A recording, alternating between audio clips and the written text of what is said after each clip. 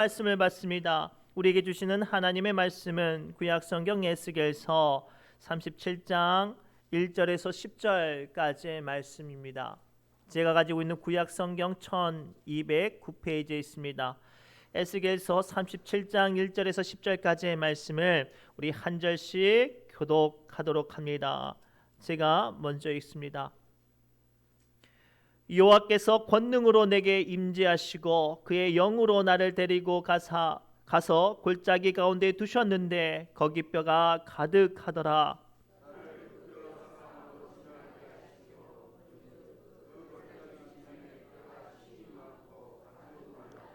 그가 내게 이르시되 인자야 이 뼈들이 능히 살 수 있겠느냐 하시기로 내가 대답하되 주 여호와여 주께서 아시나이다.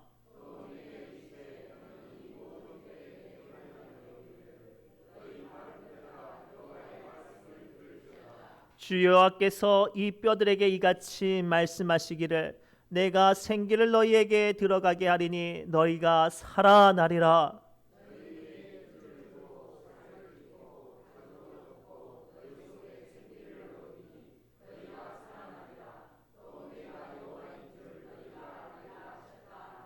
이에 내가 명령을 따라 대언하니 대언할 때에 소리가 나고 움직이며 이 뼈 저 뼈가 들어맞아 뼈들이 서로 연결되더라.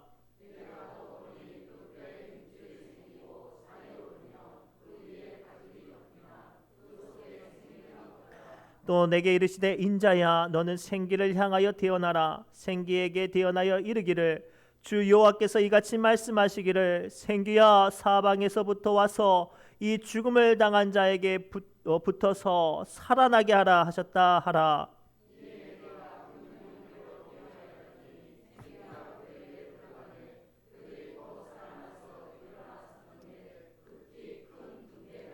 아멘. 살아계신 하나님의 말씀입니다. 이 시간 성가대 하나님께 영광의 찬양 올려드립니다.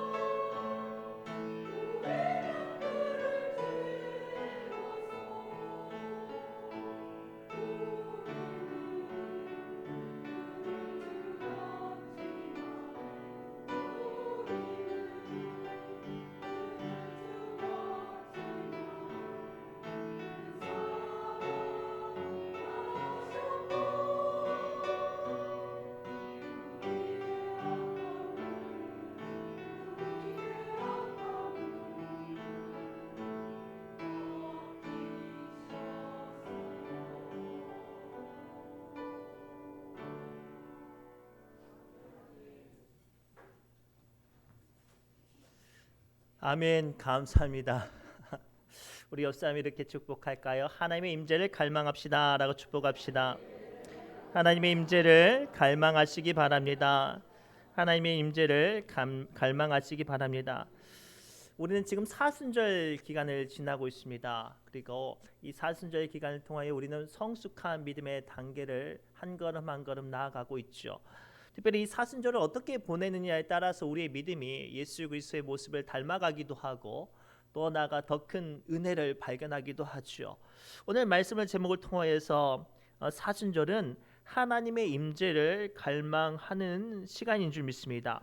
특별히 우리 예수님께서도 십자가에 죽음 당하신 이 사건을 통하여서 사망 권세 아래 있던 전 인류를 구원하셨습니다. 그런데요, 여기서 주목해야 될 점은 예수님이 십자가에서 죽으시고 부활하신 것은 그저 스스로 감당하신 게 아니라 겟세마네 동산에서 처절하게 기도하심으로 하나님의 임재를 갈망하였고 또 하나님의 말씀이 들려졌고 하나님의 위로가 역사가 임하였을 때 그로 말미암아 십자가를 감당해 내셔서 승리하고 다시 살아나는 놀라운 역사를 이루어 내셨어요.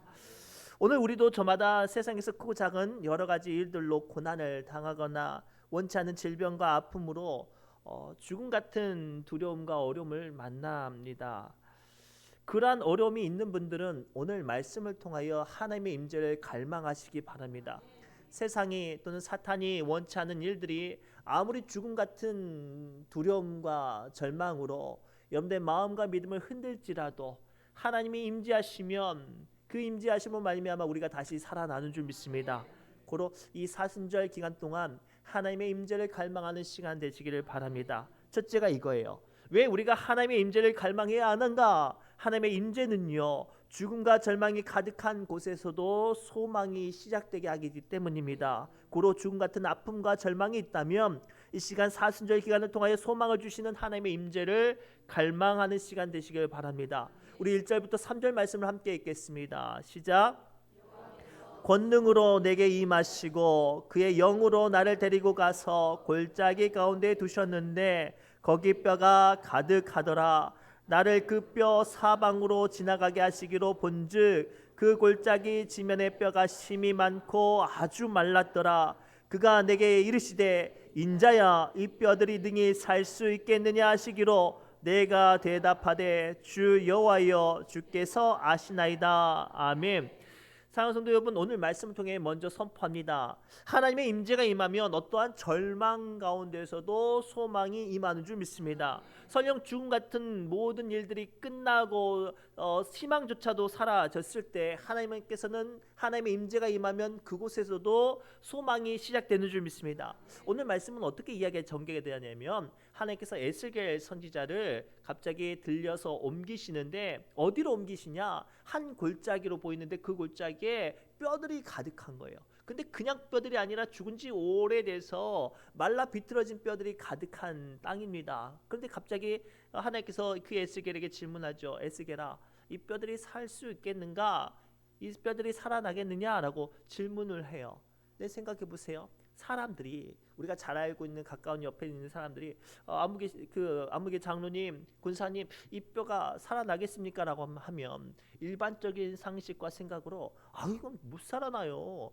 심장도 멈춘 것도 아니고 이미 살 가죽도 없고 뼈도 그 핏방울도 없고 뭐가 있어야 살아나지 이 말라 비틀어진 뼈가 어떻게 살아나겠습니까라고 항변할 텐데 이 에스겔 옆에 그 이야기를 던져준 분이 누구예요? 하나님이잖아요. 이 무소불능한 하나님이 질문을 하시니까 당연히 부정적인 이야기가 나와야 되는데 그 이야기가 나오지 않고 뭐라고 고백이 돼요? 예, 하나님께서는 아시겠죠.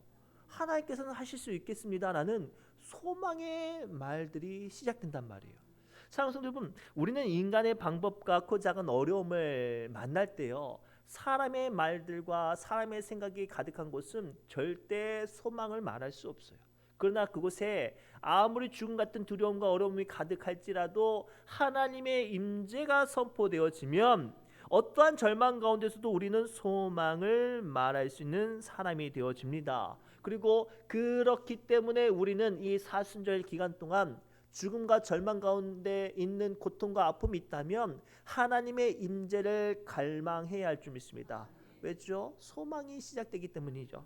블레셋 군사 1000명과 싸워서 이겼지만 이미 기운이 소진되어서 죽어가는 삼손이 원했던 건 하나님 나의 기도 가운데 응답하시고 나를 살려주옵소서라는 부르짖음 가운데 하나님이 임재하시니까 어떤 역사가 임했어요. 바로 삼손이 눈만 손만 뻗으면 닿을 곳에 물이 터져 나오게 해서 삼손을 살리는 임재가 일어났어요. 아수르 제국의 침공 앞에 멸망을 눈앞에 두고 있었던 예루살렘과 히스기야 왕이 자기의 힘으로 할 수 없는 그 절망 상황 가운데 어떤 일을 했습니까? 하나님의 임재를 갈망했어요. 하나님의 임재가 임하였더니 사람의 힘으로 이겨낼 수 없었던 아수르 제국 18만 5천 명을 그날 밤에 하나님께서 몰살시키시고 예루살렘과 히스기야 왕을 구원해 내셨습니다. 고로 사랑하는 성도 여러분, 이 시간 우리가 이 사순절의 기간 동안에 가장 먼저 붙잡아야 될 것은 어떠한 절망과 아픔에 있을지라도 하나님의 임재를 갈망해야 될 것은 주님께서 임재하시면 내 마음이 죽음을 말할지라도 그곳에 소망이 시작되기 때문입니다. 사랑하는 성도 여러분, 기억하십시오. 어떠한 절망의 순간이 닥쳐와도 죽음 같은 아픔이 찾아와도 하나님께서 임재하시면 그 절망 가운데서도 소망이 시작됩니다. 그래서 오늘 우리는 예수님의 죽으심을 깊이 묵상하는 이 사순절을 통하여서 죽음만 생각하는 게 아니라 죽음을 이기게 하신 하나님의 임재를 소망하는 시간이 되기를 바랍니다.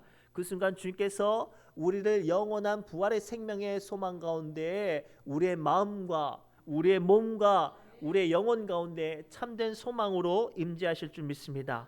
두 번째는요, 우리를 살리는 소망의 하나님의 임재 앞에 붙잡아야 될 것이 있어요. 하나님의 말씀, 나를 살리는 그 말씀을 붙잡는 시간이 되어야 할 줄 믿습니다. 우리 4절부터 5절 말씀을 함께 읽겠습니다. 시작. 또 내게 이르시되 너는 이 모든 뼈에게 대언하여 이르기를 너희 마른 뼈들아 여호와의 말씀을 들을지어다. 주 여호와께서 이 뼈들에게 이같이 말씀하시기를 내가 생기를 너희에게 들어가게 하리니 너희가 살아나리라. 아멘. 오늘 말씀을 좀 깊이 묵상하면 하나님의 임재가 임했을 때 에스겔은 뭐를 가지게 됐죠? 소망을 가지게 됐지만 그 마른 뼈들이 살아나고 있어요? 아직 살아나고 있지 않아요. 아직 살아나고 있지 않죠. 그때 하나님의 말씀이 임합니다. 이 뼈들을 살려내리라는 하나님의 말씀이 임할 때, 그 말씀이 들려질 때 이 말라 비틀어진 뼈가 살아나기 시작되는 놀라운 역사가 임했어요. 예수님께서도요, 십자가 지시기 전 겟세마네 동산에서 두려움과 절망 가운데, 이 죽음 같은 어려움 가운데 하나님의 임재를 갈망하며 기도했어요. 그러면서 뭐라고 기도했죠? 아버지, 내 뜻대로 마시고 아버지 원대로 하옵소서라고 기도하였고, 하나님의 뜻이 예수님의 마음과 예수님의 결단 위에 임하였으니 예수님의 십자가 죽음 가운데 부활하신 능력이 이루어졌어요. 사랑하는 성도 여러분, 사순절은요, 하나님의 임재를 갈망하는 시간이 되어야 해요. 그러나 좀 더 구체적으로 설명하면 하나님의 임재를 통해 소망을 갖고 그 소망을 통하여 주의 말씀을 붙잡을 때 우리의 영혼이, 우리의 마음이, 우리의 삶이 살아나는 줄 믿습니다. 고로 이 사순절 기간 동안 나를 살리시는 하나님의 말씀이 들려지기를 갈망하시기 바랍니다. 실제로 큰 낙담과 절망 가운데 있던 엘리야는 하나님께 부르짖죠. 하나님, 저 죽고 싶어요. 저 소망이 없어요. 저 정말로 지쳤어요 라고 부르짖을 때 하나님께서 엘리야에게 소망을 주셔서 이끄시는데 하나님의 계신 호렙산까지 엘리야를 불러내셔요. 그때까지만 해도 여전히 엘리야는 지치고 낙심되어지고 사명과 소망조차도 사라졌을 때 엘리야가 어떻게 살아납니까? 그 가운데 세밀한 엘리야를 살리는 하나님의 말씀이 들려졌을 때 엘리야가 살아나요. 사명자로 살아납니다. 선지자로 살아납니다. 하나님의 사람으로 살아납니다. 은혜 받은 사람으로 살아났어요. 오늘 이 말씀을 통하여 우리에게 하나님의 임재가 들려져야 할 줄 믿습니다. 하나님의 말씀이 들려져야 절망 가운데 소망을 갖고 소망 가운데 살아나는 생명이 임합니다. 오늘 본문의 말씀을 보면 살아있는 것과 전혀 다른 생명력 없는 무관한 것들을 보죠. 마른 뼈들이 가득한 골짜기처럼 오늘 우리는 저마다 마른 뼈와 같은 죽음과 아픔이 있습니다.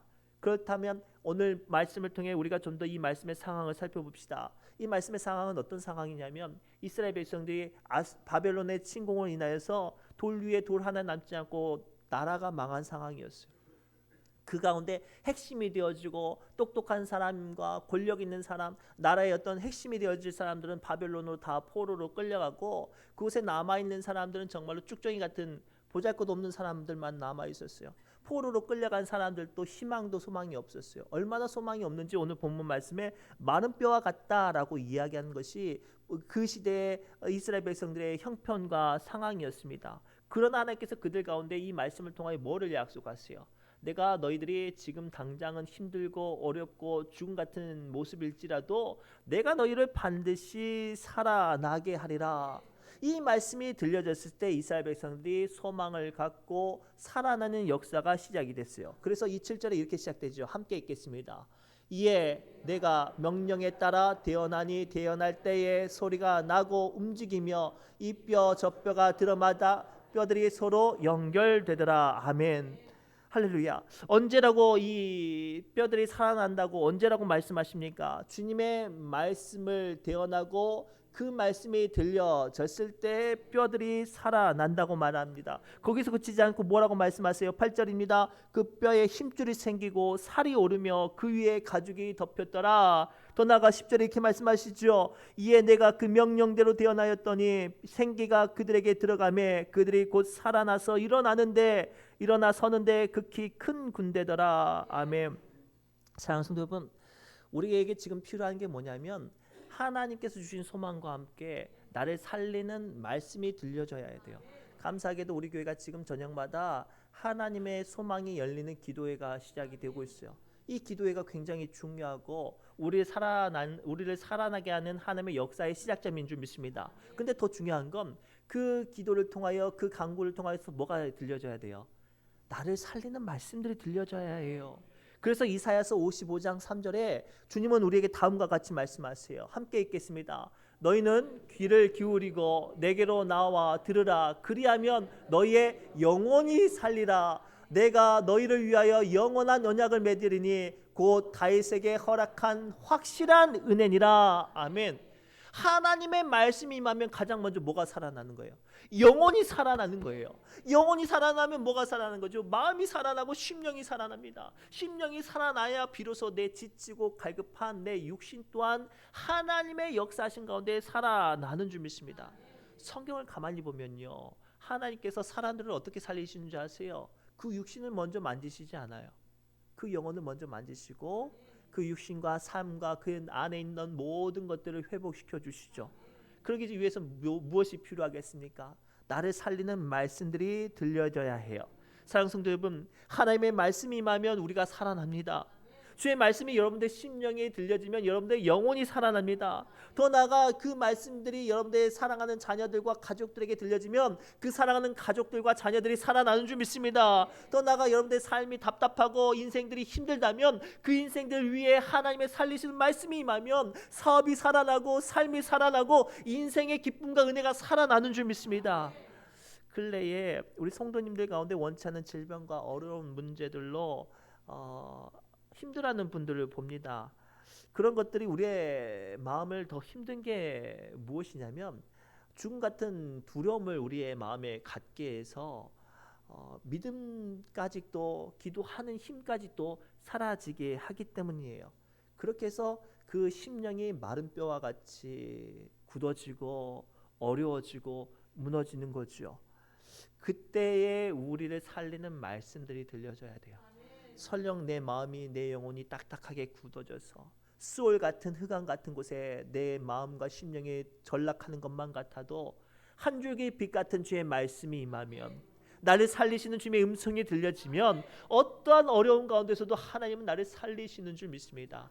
우리 사랑하는 성도 여러분, 이 사순절 기간 동안 나를 살리시는 주님의 임재, 하나님의 말씀이 임하시도록 갈망하는 시간 되시기 바랍니다.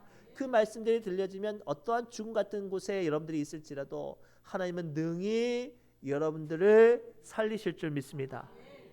마지막으로 갈망 가운데 임재하신 하나님의 말씀에 순종해야 우리는 죽음 같은 절망 가운데서도 살아날 뿐만 아니라 하나님의 군대 같은 능력의 사람으로 세움받는 줄 믿습니다. 우리 9절부터 10절 말씀을 함께 읽겠습니다. 시작.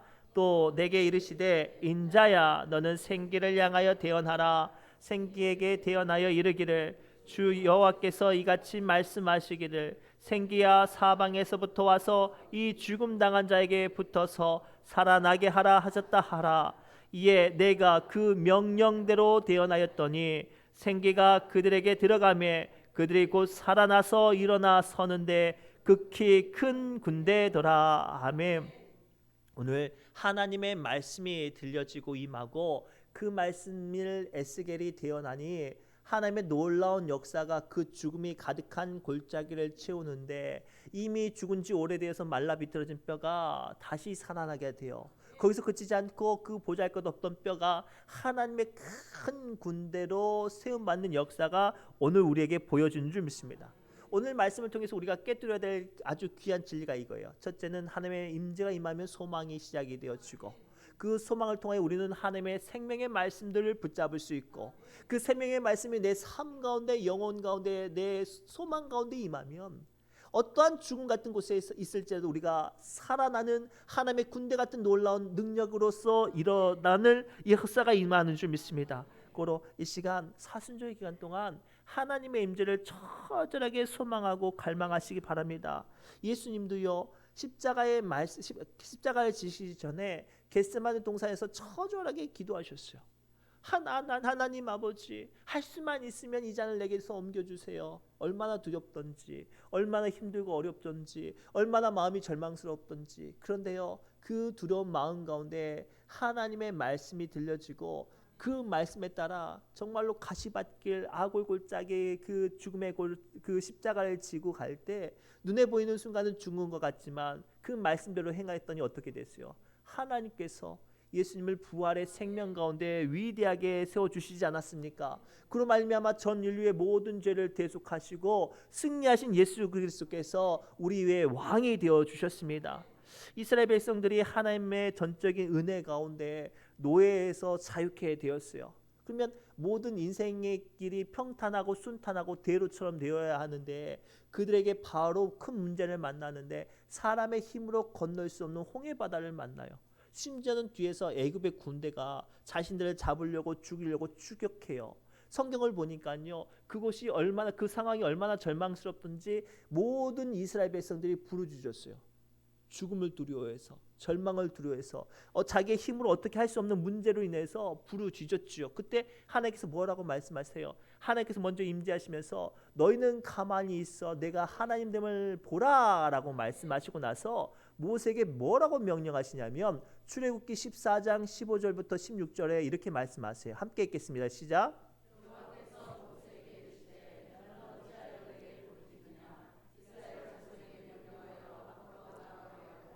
지팡이를 들고 손을 바다 위로 내밀어 그것이 갈라지게 하라. 이스라엘 자손이 바다 가운데 마른 땅으로 행하리라. 아멘. 하나님께서 임재하시고 그 임재하신 가운데 살리시는 말씀이 모세에게 들렸어요. 그리고 모세가 그 말씀을 붙잡고 어떻게 했죠? 행동했어요. 그랬더니 어떻게 돼요?